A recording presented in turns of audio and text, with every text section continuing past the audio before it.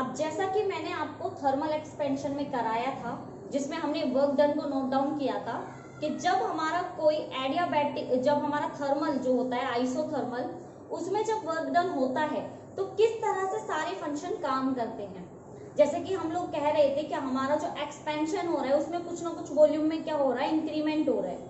कितना हो रहा है, किस तरह से हो रहा था, वो हमने डायग्राम के थ्रू देखा था और समझा भी था कि कैसे सारा का सारा सिस्टम आपका चलते हुए आया है बिल्कुल स्टार्टिंग से। देखिए सब कुछ लगभग वैसा ही रहेगा, सिर्फ जो डिफरेंस आने वाला है इस डेरिवेशन में वो आइसोथर्मल और एडियाबैटिक की वजह से आने वाला है। अब अगर आपको इन दोनों के बीच में यानी कि आइसोथर्मल प्रोसेस और एडियाबैटिक प्रोसेस में डिफरेंस पता है तो ये डेरिवेशन आप इजीली कर देंगे। लेकिन अगर आपको कहीं पे भी डाउट हुआ या आपको कहीं पे भी ये समझने में प्रॉब्लम हुई कि कंडीशंस क्या क्या है आइसोथर्मल और एडियाबैटिक की, तो भी ये डेरिवेशन आपसे नहीं होगा। इसलिए प्लीज मैं आपको सजेस्ट करना चाहूंगी, अगर आपने डिफरेंस नहीं देखा है, आपने लास्ट वीडियो में नहीं देखा कि आइसोथर्मल प्रोसेस कौन सी होती है, एडियाबैटिक प्रोसेस कौन सी होती है और इन दोनों की कंडीशंस कौन सी होती है, तो ये डेरिवेशन थोड़ा सा आपके लिए डिफिकल्ट हो सकता है। इस डिफिकल्ट लेवल को थोड़ा सा लो लाने के लिए पहले आप उस वीडियो को देख सकते हैं, और अगर आप सोचते हैं कि तब भी आप इसको कर लेंगे तो चलिए फिर शुरू करते हैं हमारा डेरिवेशन को बिल्कुल वैसे ही शुरू करेंगे जैसा मैं आपको हमेशा बोलती हूँ, चाहे एग्जाम की बात हो, चाहे नोट्स बनाना हो, चाहे कहीं पे भी कोई काम करना हो, अटेम्प्टेशन मेन काम करती है। तो डेरिवेशन की जो शुरुआत हम करने वाले हैं वो करने वाले हैं हम हमारी थ्योरी पार्ट से। तो यहाँ पे जो हमारी डेरिवेशन है वो है work done in an adiabatic expansion, यानी कि जो एक्सपेंशन होने वाला है वो आपका एडियाबैटिक प्रोसेस पे होने वाला है कि किस तरह से एक प्रोसेस होगा और वो एडियाबैटिक आपका काम करेगा। देखेंगे, पहले देखिए क्या क्या चीजें कंसीडर करनी है। Consider 1 gram mole of ideal gas enclosed in a cylinder. चलिए डायग्राम बनाते हैं, डायग्राम तो जरूरी है, पहले ही कह रही हूँ एग्जाम में अगर चाहते हो बहुत अच्छे मार्क्स लाना तो डायग्राम जरूर बनाना, ठीक है। तो भाई इन्होंने कहा कि आपको 1 ग्राम मोल ऑफ लेनी है गैस, तो मैंने एक सिलेंडर लिया, उसमें 1 ग्राम मोल क्या डाल दी मैंने, ये गैस। Any problem? फिर बोल रहा है यहाँ पे with perfect non conducting walls. अब जैसा कि आपको बताया था कि जो एडियाबैटिक प्रोसेस होता है उसमें कंडीशन ही यही है कि जो आपकी वॉल्स होनी चाहिए वो नॉन कंडक्टिंग होनी चाहिए। नॉन कंडक्टिंग का मतलब होता है ना तो हीट सिस्टम से बाहर जाएगी ना ही हीट सिस्टम के अंदर आएगी, हीट जैसी है वैसी की वैसी रहेगी, हीट आपकी कांस्टेंट रहेगी। तो इस वॉल्स को नॉन कंडक्टिंग बनाने के लिए हम इसको कर देते हैं थोड़ा सा कवर। इससे हमें पता लगा कि ये जो आपकी वॉल्स हैं ये आपकी है नॉन कंडक्टिंग, ये हमारी नॉन कंडक्टिंग वॉल्स होगी, ठीक है। फिर आगे बोल रहा है fitted with non conducting friction. Non conducting इसका मतलब जो पिस्टन लगेगा, ये मैंने पिस्टन लगा दिया, थोड़ा टेढ़ा लग गया भाई अपना सही लगा लेना, ठीक है, स्केल से लगाना। तो ये जो पिस्टन है ये भी आपका कैसा है, नॉन कंडक्टिंग। अब ये तो कह दिया कि वॉल से ना तो हीट बाहर जाएगी ना ही अंदर आएगी। सेम केस, ना तो ऊपर की तरफ से यानी कि जो ढक्कन है, जो कुकर का आपका ढक्कन है, ना तो हीट उसके अंदर आ सकती है ना उससे बाहर जा सकती है। ये ऐसा कुछ बोल दिया किसके लिए, एडियाबैटिक सिस्टम के लिए, ठीक है। तो ये तो हमने वो गिवन चीजें लिख दी हैं जो हमें चाहिए। अब आगे की थ्योरी का पार्ट करते हैं, वो थ्योरी क्या बोलती है वो आपको पता ही है। मान लीजिए लेट P1 V1 T, याद रखिएगा क्या लिखना है हमें, लेट, देखिए सब लोग, लेट P1 V1 और T1। अगेन देखने की चीज, जब आइसोथर्मल किया था तो T1 नहीं था, ओनली T था, क्योंकि आइसोथर्मल में टेम्परेचर सेम होता है, बट एडियाबैटिक में टेम्परेचर सेम नहीं होता बेटा, हीट सेम होती है। तो यहाँ पे आप T नहीं लिखेंगे, T1 लिखेंगे। तो आप लिखेंगे P1 V1 T1 be the initial pressure pressure, volume and temperature of a gas। भाई ये हमने ले लिया, हमारी इनिशियल जो भी थी प्रेशर थी, टेम्परेचर थी और हमारी वॉल्यूम थी, ये सब हमने ले लिया। अब मान लेते हैं प्रेशर जो है गैस का वो एक्सपेंड कर जाता है। If P is pressure of a gas, लिखिए if P is pressure of a gas at during expansion या फिर एक्सपेंशन, एक्सपेंशन के टाइम जो P है आपका वो प्रेशर है जो हमारा जो ये पिस्टन है इसको क्या कर देता है ऊपर। Then force exerted by gas, हमें तो फोर्स चाहिए, then the force exerted by gas on piston, यानी कि पिस्टन पे जो क्या लगेगा फोर्स लगेगा वो कितना होगा। अब फोर्स मैं आपको पहले ही बता चुकी हूँ, प्रेशर इनटू एरिया, और ये प्रेशर इनटू एरिया क्यों आया था ये भी मैं आपको पहले ही बता चुकी हूँ, क्योंकि जो ये पिस्टन पे फोर्स लगता है वो किसी एरिया पे लगता है, तो जिस एरिया पे आपका प्रेशर लग रहा है वही आपका क्या होता है फोर्स होता है।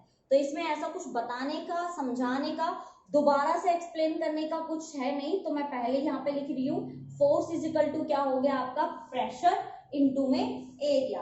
अब आपको क्या निकालना है, आपको निकालना है small amount of work done. पहले मान लीजिए कि हमने क्या किया, हमने देखा कि इस पिस्टन के, ये जो पिस्टन था इसके ऊपर गैस ने क्या लगाया फोर्स लगाया, ठीक है। आपने टेम्परेचर दिया क्योंकि टेम्परेचर चेंज हो रहा है, T1 है, T2 चेंज हो गया टेम्परेचर, तो इस गैस के मॉलिक्यूल्स के जो गैस पार्टिकल्स हैं, गैस के जो मॉलिक्यूल्स हैं उनकी काइनेटिक एनर्जी क्या होगी इंक्रीज, और वो इस पिस्टन पर क्या लगाएंगे फोर्स, यानी कि प्रेशर लगाएंगे एरिया पे। तो भाई ये कुछ इस तरह से हो जाएगा, ध्यान से देखना थोड़ा सा।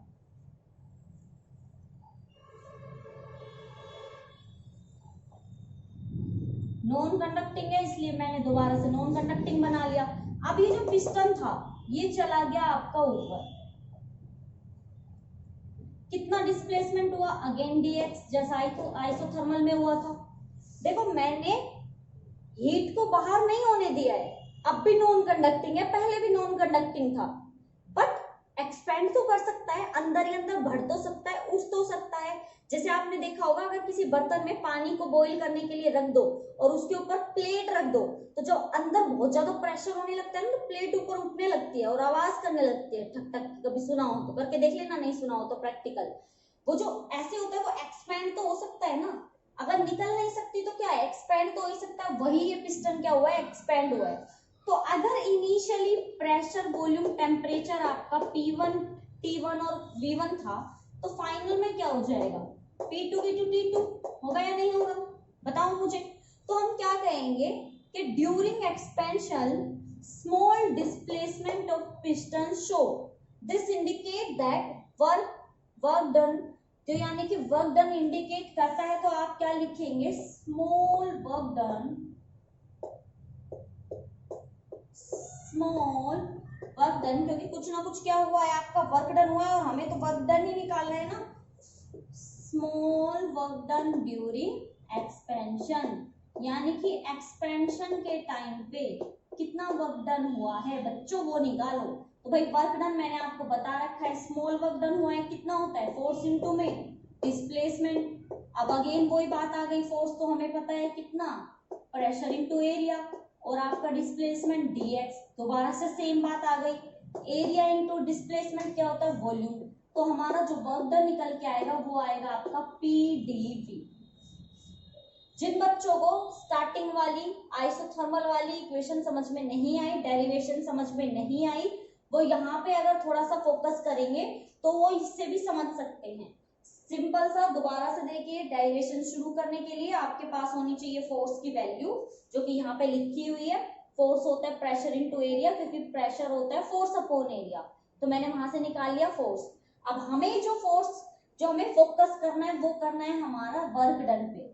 तो मैंने वर्क डन पे फोकस किया, तो वर्क डन क्या होता है, फोर्स इनटू में डिस्प्लेसमेंट। फोर्स की वैल्यू तुमने अभी अभी निकाली है प्रेशर इनटू एरिया, तो मैंने लिख दिया प्रेशर इनटू एरिया। अब जो एरिया आया है उसका अगर डिस्प्लेसमेंट के साथ देखोगे तो जो डिस्प्लेसमेंट के साथ तुम्हारी वैल्यू आई है वो क्या बन जाती है, वॉल्यूम। तो वही वॉल्यूम की वैल्यू मैंने यहाँ पे लिखी है। अब देखिए जब हमने आइसोथर्मल किया था, इसको थोड़ा सा चेंज करके करना है, ये बिल्कुल आइसोथर्मल की तरह नहीं है, थोड़ा सा ध्यान दीजिए समझ में आ जाएगा। देखिए जब मैंने आइसोथर्मल किया, आइसोथर्मल एक्सपेंशन, तो मैंने आपसे क्या कहा कि बच्चों हमारा जो वर्क डन आया वो आया हमारा पीडीवी, ऐसा ही कुछ आया था। ये तो सिर्फ किसके लिए आया है, स्मॉल के लिए, यानी कि हमने डीडब्ल्यू निकाला था, डीडब्ल्यू निकाला था ना पहले भी और अब भी। तो वो जो स्मॉल डिस्प्लेसमेंट आया था मुझे चाहिए पूरे सिस्टम का, कि पूरे सिस्टम पे कितना है। तो पूरे सिस्टम को निकालने के लिए हमने कर दिया दोनों साइड इंटीग्रेशन। तो हमने कहा जो चेंजमेंट आएगा आइसोथर्मल में वो तो सारा का सारा वॉल्यूम पे आएगा। तो हमने कह दिया भाई यूज कर लो PV is equal to NRT, ऐसा ही था। फिर हमने कहा हमारा एन तो हमने पहले से ही 1 रखा हुआ है 1 ग्राम, तो ये हो गया। तो हमने कहा ठीक है, तो पीवी इज इक्वल टू हो गया आरटी। हमने कहा हमें तो वॉल्यूम चाहिए, यहाँ पे सारी वैल्यू किसमें चाहिए, वॉल्यूम में। तो मैंने कहा ठीक है भाई प्रेशर को यहीं रहने दो, आरटी बाई वी कर दो। तो तुमने यहाँ पे रख दिया प्रेशर की जगह आरटी बाई वी, और सारी वैल्यू किसमें आ गई, वॉल्यूम में, प्रेशर कट गया। अब अगर आप ध्यान दें एडियाबैटिक में, एडियाबैटिक एक्सपेंशन पर अगर आप फोकस करते हैं तो बेटा सेम कंडीशन यहां तक आपका किसमें था, आइसोथर्मल में, और यहीं तक ही किसमें है आपका, एडियाबैटिक में। तो अब आप क्या करेंगे, ये लीजिए मैंने फॉर्मूला दोनों में क्या लिख दिया, सेम। तो अगर मैंने नेक्स्ट जो स्टेप है वो बिल्कुल ये वाले रखे कि हमारी आइडियल गैस होती है PV equal to NRT, N को 1 रख दिया, पीवी आ गया आरटी के इक्वल, हमें तो सारी वैल्यू जो है वॉल्यूम में चाहिए, तो मैं अब ये स्टार्ट कर दूं। तो आइसोथर्मल और एडियाबैटिक में चेंज क्या हुआ, डिफरेंस क्या है। तो अब आपको एक चीज याद रखनी है कि प्रोसेस तो कुछ ऐसी ही रहेगी बेटा, लेकिन थोड़ा सा चेंजमेंट आएगा। और वो चेंजमेंट क्या आता है वो समझिए। हम लेंगे तो इसमें PV is equal to RT ही, बट हम इस आरटी की जगह कांस्टेंट लेंगे, पीवी इज इक्वल टू के, क्योंकि आर भी आपका कांस्टेंट है, और टी को एडियाबैटिक बनाने के लिए, क्योंकि हीट चेंज नहीं होनी चाहिए, एडियाबैटिक का रूल है नो हीट इज चेंज, ना तो हीट अंदर आ सकते ना जा सकते, तो मैंने टेम्परेचर की वैल्यू को रख दिया कांस्टेंट। हम आरटी की जगह रखेंगे हमारा कांस्टेंट के। और वॉल्यूम, वॉल्यूम थी आइसोथर्मल में तो वी थी, इसको आइसोथर्मल से एडियाबैटिक बनाने के लिए आप वी के ऊपर एक छोटा सा निशान लगा देंगे जिसको बोलते हैं हम गामा। अच्छे से इस चीज को देख लीजिए, समझ लीजिए क्या कहा है और क्यों कहा है, क्या कहना चाह रहे हैं हम आपको, वो चीजें आपको क्या करनी है यहाँ पे फोकस, क्योंकि यही वो चीज है जो आपको याद रखनी है कि किस तरह से आपको ये सारा का सारा सिस्टम क्या करना है, फॉलो। तो चलिए फिर आपको क्या याद रखना है कि आपका जो V होगा इसके ऊपर आ जाएगा आपका गामा। तो इसका मतलब यहाँ पे देखिए, अब हमने कहा कि हमारे पास जो PV is equal to RT होता है, इस RT को हम रखेंगे K, तो मैंने रख दिया एक कांस्टेंट K, ये याद रखना है डेरिवेशन में, और V की जगह आप यहाँ पे रखेंगे गामा, तो मैंने लिख दिया PV is equal to K। ये अब डेरिवेशन, ये पूरा डेरिवेशन के बीच में लिखना है, ये बस समझाने के लिए था ये सारा, ये रियल में आपको डेरिवेशन के साथ साथ लिखना है। तो हमने कहा we know that PV is equal to RT, और RT को हमने ले लिया कांस्टेंट K, और V को एडियाबैटिक सिस्टम बनाने के लिए V के ऊपर बना दिया एक गामा, क्योंकि जब हमने एडियाबैटिक की जगह आइसोथर्मल किया था तो ओनली P था, है ना, P और V, लेकिन इसको एडियाबैटिक पता करने के लिए यहाँ पे लगा दिया गामा। अब मुझे चाहिए P की वैल्यू, तो ये यहाँ पे हो जाएगी K बाय में V गामा, हमें ये वैल्यू चाहिए P is equal to V by K by V gamma. अब हमने कहा जो स्मॉल चेंजमेंट आया है वो आया आपका PdV, ठीक है। पूरे सिस्टम का निकालने के लिए हमने कर दिया इसका इंटीग्रेशन, क्योंकि सिस्टम का निकालने के लिए हम क्या करते हैं, इंटीग्रेशन। कहां से कहां तक होगा, V1 से V2 तक। अब P की वैल्यू अभी अभी आपने निकाली है, और वो P की वैल्यू कितनी है आपकी, K बाय V गामा और dV। K तो आपका कांस्टेंट है, मैंने ले लिया बाहर, V1 V2 K, है ना। अब ये जो V गामा है इसको अगर मैं ऐसे लिख दूं तो माइनस गामा dV। कुछ नहीं किया, ये नीचे था, इसको जब रेसिप्रोकल करेंगे तो इसकी पावर माइनस में चली जाएगी और ये किस में आ जाएगा, आपका ऊपर नेगेटिव साइन में आ जाएगा। अब आपको करना है इसका इंटीग्रेशन। जिस बच्चे को इंटीग्रेशन नहीं आता वो सीख लो, अगर आपसे कहे कि x का इंटीग्रेशन करो तो x की पावर फिलहाल जब कुछ नहीं होती तो क्या होती है, 1, तो उसकी पावर में 1 ही ऐड कर दो, टोटल पावर नीचे ले जाओ, तो 1 + 1 कितनी हो गई, 2। ऐसे ही अगर मैं आप लोगों से कहूं कि बेटा चलो मुझे बताओ कि एक्स स्क्वायर की इंटीग्रेशन कितना होगा, तो कितना होगा, x3/3। कैसे, 2 में +1 कर दो और टोटल पावर को ले आओ नीचे। ऐसे ही अगर मैं आपसे कहूं कि बेटा x की पावर 5 का इंटीग्रेशन बताओ, तो आप क्या कहेंगे, मैम x की पावर 6/6, यानी कि पावर में एक जोड़ दो और टोटल वैल्यू को कहाँ लिख दो, नीचे।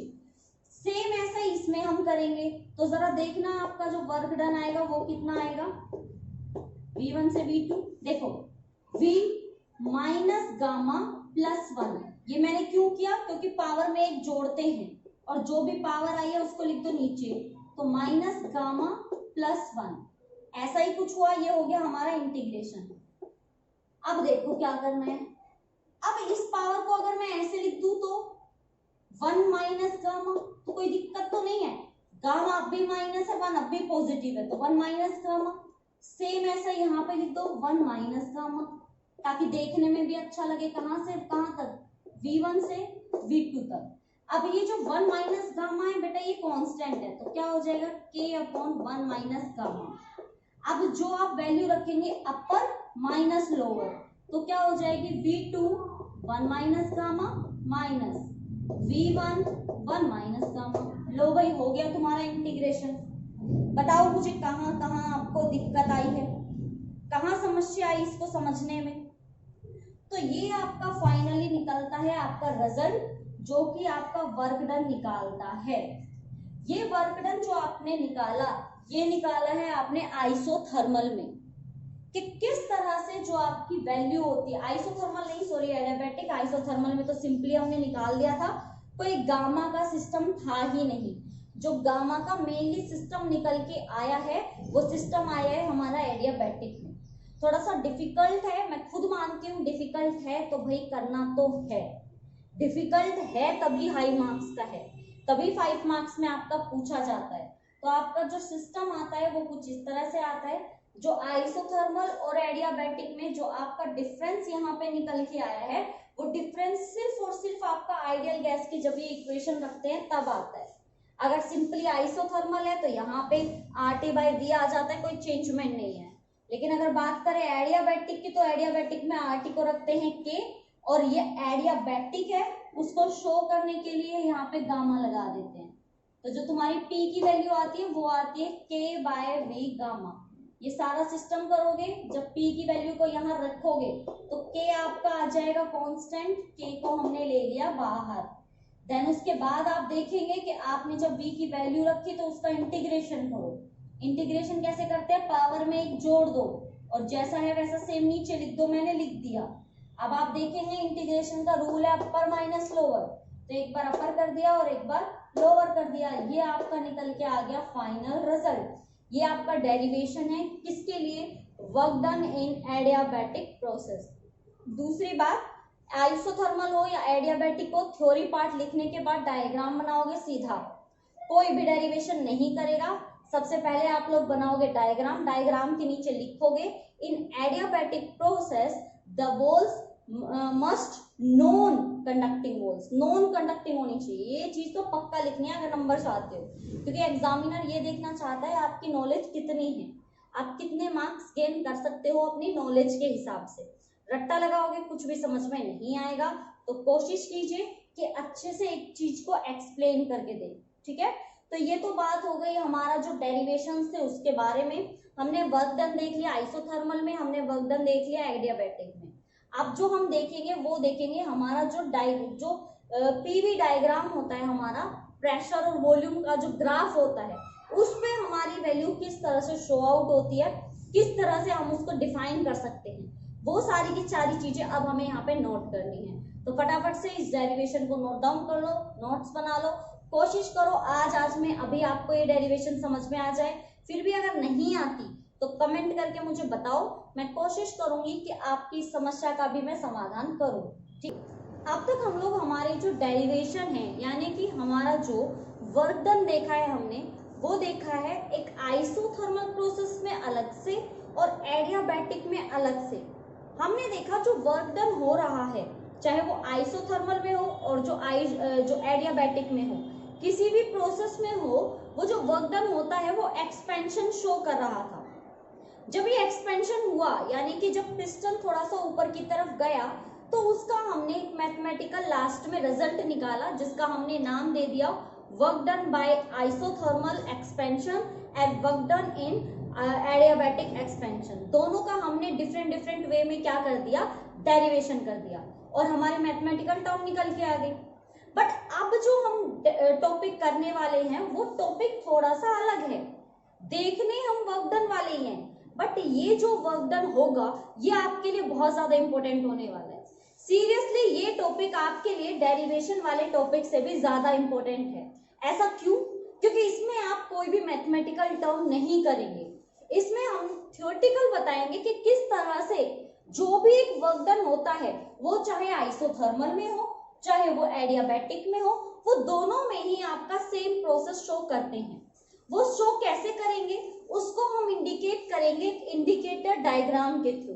अब आप समझेंगे कि इंडिकेटर डायग्राम होता क्या है, तो एक एक चीज को बहुत अच्छे से वन बाय वन एक्सप्लेन करूंगी। आप बस नोटबुक और पेन निकालिए, जो मैं यहाँ पे ना बताऊं ना लिखवाऊं वो साथ साथ लिखते जाइए और बहुत इजी वे में हम समझ जाएंगे कि जो टॉपिक है वो हमें क्या बताना चाह रहा है। तो सबसे पहले बात करते हैं हमारे जो डेरिवेशन है उसके मतलब डेरिवेशन नहीं है, थ्योरेटिकली है ये पार्ट। तो उसमें हमारा डेरिवेशन का नाम क्या है पहले वो देखिए, work done in an isothermal slash adiabatic. यानी कि ये जो वर्क डन है वो चाहे तो आपका आइसोथर्मल में हो और चाहे वो आपका एडियाबैटिक में हो, किसी भी प्रोसेस में हो, in term of indicator diagram. ये जो हम प्रोसेस शो करेंगे ये शो करेंगे हम इंडिकेटर डायग्राम के थ्रू।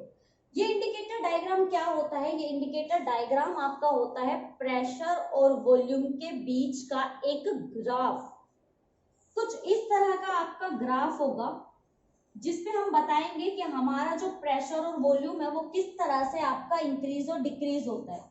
मान लीजिए ये वाली जो साइड है आपकी, ये आपकी है प्रेशर और ये वाली जो मैंने साइड ली है दिस इज आवर वॉल्यूम और ये हमारा इनिशियल पॉइंट है गैस का O, ठीक है।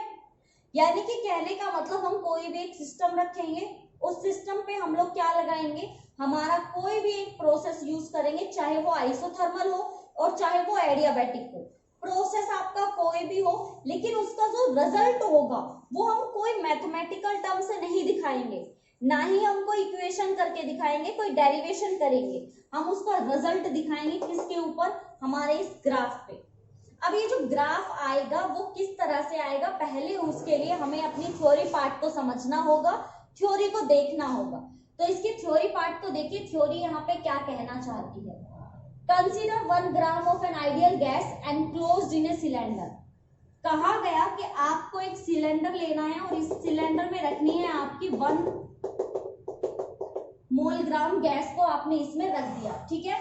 उसके बाद बोल रहा है enclosed in a cylinder fitted with A frictionless piston. आपको एक फ्रिक्शनलेस पिस्टन के साथ इसको क्या कर देना है, क्लोज। ये फ्रिक्शनलेस पिस्टन का मतलब होता है यहाँ पे कि ये जो पिस्टन है, ये पिस्टन आपका ऊपर जा सकता है, खिसक सकता है ऊपर के साइड।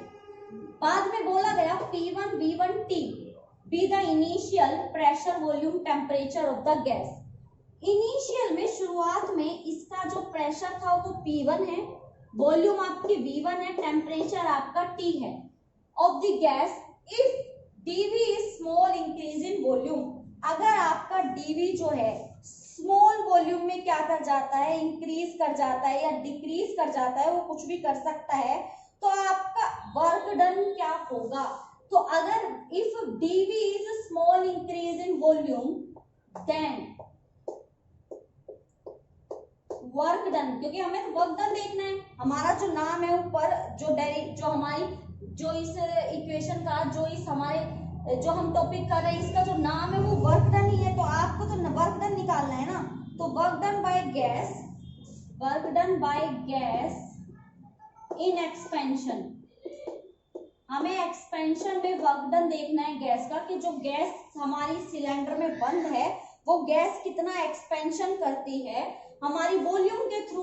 कितनी वॉल्यूम के through, from V1 to V2, यानी कि जब आपके सिलेंडर का जो वॉल्यूम में इंक्रीमेंट हुआ, यानी कि सिलेंडर आप यहाँ है, पिस्टन अगर पहले यहाँ था तो पिस्टन अब यहाँ है, तो इस देखिए वॉल्यूम फैल गई ना, पहले इतनी सी वॉल्यूम थी, अब वॉल्यूम क्या हो गई इसकी ज्यादा, कितनी ज्यादा हो गई डीवी। तो डीवी जो हमारा एक्सपेंशन हुआ है, स्मॉल इंक्रीमेंट हुआ है, कहां से कहां, V1 से V2, आप उसको कैसे शो करते हैं बताइए। आप लिखते हैं work done is equal to V1 से V2 और डीवी पीडीवी, ऐसे ही लिखते हैं, अब तक लिखते आए हैं, बताइए मुझे, लिख रहे हैं ना। देखिए मैंने लिखा है पीडीवी, कहां से कहां तक, V1 से V2 तक, क्योंकि अब तक आपने जो भी हमारा डेरिवेशन किया है, सभी डेरिवेशन में ये पीडीवी कहां से आया है, क्यों आया है, वो सारी चीजें आप लोगों को अब तक पता है कि ये पीडीवी कहां से आया है। तो ये जो हमारा इंक्रीमेंट हुआ है वो कैसे हुआ है, ये जो एंटायर जो आपका ऑपरेशन है ये आप इंडिकेट कर सकते हैं पीवी डायग्राम के थ्रू। अब रिजल्ट तो हमें मिल गया कि भाई हमारा वर्क डन जो है वो होता है V1 से V2 सॉरी पीडीवी, ये तो पता लग गया, लेकिन हमारा तो यहाँ पे इंडिकेटर डायग्राम के थ्रू बताना था ना। तो इंडिकेटर डायग्राम क्या बोलता है, अगर आपको आइसोथर्मल प्रोसेस याद है तो आइसोथर्मल प्रोसेस क्या बोलती है सॉरी, क्या आपका जो प्रेशर है वो इनवर्सली प्रोपोर्शनल होता है किसके, वॉल्यूम के, है ना। तो अगर आपके सिस्टम की प्रेशर इंक्रीज हुआ होता तो आपका जो वॉल्यूम है वो क्या होती, डिक्रीज, कुछ इस तरह से। अगर आपका P1 यहाँ है तो आपका V1 कहाँ होगा, यहाँ होगा। अगर आपका P2 यहाँ है तो आपका V1 कहाँ होगा, यहाँ होगा। यानी कि अगर P2 डिक्रीज हो रहा है तो V1 इंक्रीज होगा, P1 इंक्रीज हो रहा है तो V1 डिक्रीज होगा। कहने का मतलब जो रिलेशन आता है आपका वो क्या आता है, वो आता है आपका इनवर्सली प्रोपोर्शनल का। तो हमें क्या करना है, किसी एक ग्राफ को मायने देते हुए हमें इस पीवी डायग्राम को यहाँ पे शो करना है। तो जरा ध्यान से देखिएगा देखिए हमने ले लिया यहाँ पे हमारी ये वैल्यू, मान लीजिए मैंने इसको नाम दे दिया P1, ये हमारी V2, हमारे P1 और V1 के लिए इसको इजी वे में समझाने की कोशिश करती हूँ, क्योंकि ये डायग्राम आपको एग्जाम में हेल्प करेगा इस इंडिकेटर डायग्राम को बनाने में। तो आपको क्या देखना है कि मान लीजिए हमारा ये ग्राफ है, यहाँ से यहाँ आपका P जा रहा है और यहाँ से यहाँ आपका वॉल्यूम जा रहा है। तो मान लीजिए मैं इस पॉइंट की बात करूं तो यहाँ पे जो प्रेशर है उस प्रेशर को मैं मान लूं कि ये प्रेशर P1 है, और इसी पॉइंट पे जो आपकी वॉल्यूम निकल के आएगी नीचे यहाँ पे वो आपकी क्या होगी, V1। तो ये जो आपका होगा क्या हो जाएगा, P1 V1। अगर मैं बात करूं इस वाले पॉइंट की तो यहाँ पे जो वॉल्यूम होगी वो क्या होगी आपकी V2, और यहाँ पे जो आपका प्रेशर होगा वो क्या हो जाएगा आपका P2। यानी कि ऐसे आप इस पीवी डायग्राम पे डिफरेंट क्या निकाल सकते हैं, प्रेशर और वॉल्यूम की वैल्यू। अब जरा ध्यान दीजिए इस चीज पे, अगर आप देखें कि प्रेशर यहाँ इंक्रीज हो रहा है तो इस पॉइंट पे प्रेशर आपका क्या है, ज्यादा, लेकिन देखिए वॉल्यूम तो थोड़ी सी है, कम है, तो वॉल्यूम क्या है उसकी, कम। क्योंकि हमें पता है कि आइसोथर्मल में हमने सीखा था, बॉयल्स सर ने हमें बताया था, बॉयल्स लॉ में हमने सीखा था कि जो प्रेशर होता है वो वॉल्यूम के इनवर्सली प्रोपोर्शनल होता है। तो यहाँ पे प्रेशर अगर इंक्रीज होगा तो वॉल्यूम आपकी क्या हो जाएगी, डिक्रीज। सेम हमारा यहाँ पे काम कर रहा है। अगर आप इस पॉइंट पे देखें तो देखिए वॉल्यूम की कितनी ज्यादा वैल्यू है यहाँ पे, है ना, हमारे पास यहाँ पे बहुत ज्यादा वैल्यू है, तो V2 आपका इंक्रीज है, बट देखिए प्रेशर यहाँ कम है। तो यानी कि जब वॉल्यूम आपकी बहुत ज्यादा होती है तो प्रेशर आपका क्या होगा, बहुत कम हो जाएगा। और मैं अगर आपसे कहूं कि आपको किसी भी ग्राफ के बीच का, मान लीजिए मैं यहाँ नाम दे दूं A B C D, और मैं कहूं इस ये जो आपके पास A B C D है, इस ग्राफ के बीच का इस पॉइंट का मुझे प्रेशर वॉल्यूम इंडिकेट करके बताइए। तो ये जो प्रेशर वॉल्यूम होगा वो क्या होगा, PQRS। मैं स्ट्रिप को नाम दे दूं तो हमारा जो ये इंडिकेटर डायग्राम है ये हमें क्या इंडिकेट करता है, ये हमें ये इंडिकेट करता है कि अगर आप सिर्फ किसी स्ट्रिप का किसी एरिया के बारे में पीवी डायग्राम से, किसी इंडिकेटर डायग्राम से पूछना, ये देखना चाहते हैं कि उसकी प्रेशर वॉल्यूम कितनी इंक्रीज या डिक्रीज हुई है, तो आप यहाँ पे लिख सकते हैं कि जो वर्क डन हो रहा है V1 से V2 जो इंक्रीज हो रहा है वो आपका कितना हो रहा है, एरिया ऑफ स्ट्रिप PQRS। यानी कि आपको एक थ्योरेटिकल वैल्यू में कुछ भी करने की जरूरत नहीं है, आप सिर्फ उसका क्या निकाल लीजिए, गिवन एरिया निकाल लीजिए। यानी कि जो एरिया की वैल्यू आपको यहाँ दी गई होगी वही आपका क्या होगा, वर्क डन होगा। तो अगर आप लोग एक इंडिकेटर डायग्राम से थ्योरेटिकली ये पता लगाना चाहते हैं कि आपके यहाँ पे जो वर्क डन होगा, चाहे वो आपका आइसोथर्मल हो या आपका एडियाबैटिक हो, वो किसी भी प्रोसेस में हो, अगर आपके पास इंडिकेटर डायग्राम के थ्रू पूछा गया है तो वो जो प्रेशर वॉल्यूम में आपका रिलेशन आएगा वो एक्चुअल में वो जो स्ट्रिप होगी, जो आपका एरिया होगा, यानी कि जिस भी एरिया का आपको प्रेशर वॉल्यूम इंडिकेटर पूछा जाएगा वही आपका आंसर होगा। वही आपका बता देगा कि टोटल जो वर्क डन निकल के आया है वो वर्क डन आपका कितना है और कितना हो सकता है।